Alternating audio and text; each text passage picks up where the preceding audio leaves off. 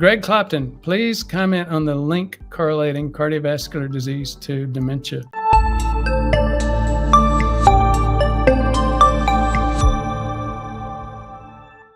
Dale Bredesen is a big researcher in that area. He's had experience in a globally award-winning lab. He's gotten a little bit more into doing more of a retail version, a large version of helping people with dementia. And I went to his training program. I was in his network for a while, and we just got too inundated with other stuff and had to quit. But it was a network working with people for dementia. And my obvious focus was I dealt with all of the diabetes-related stuff and pre-diabetes-related stuff.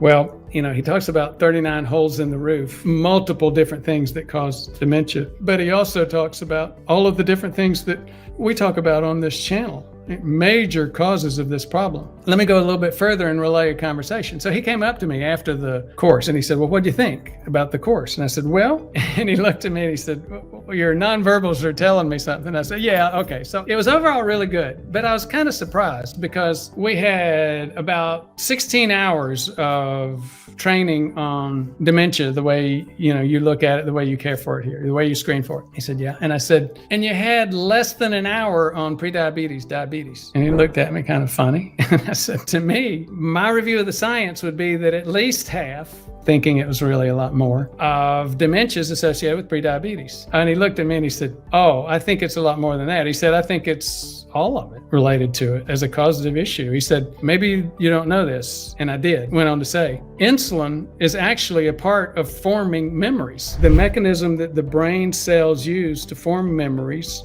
involves insulin. So his perspective was, he said, there's a thing called CNS or central nervous system insulin resistance. And we see that just about every time we see dementia. And I had read on that. I knew that as well. So it was very interesting to hear him and have that conversation. But then he went on to say, he said, we're not the diabetes guys. And we talked a little bit later and I shared that I am one of the many prediabetes guys out there. And he said, we're really focused on the clinical issues associated with dementia, what to do about dementia, etc. If you don't understand the link between cardiovascular disease and dementia, it's the same as the link between cardiovascular disease and gum disease. The same thing causes both diabetes and prediabetes by far.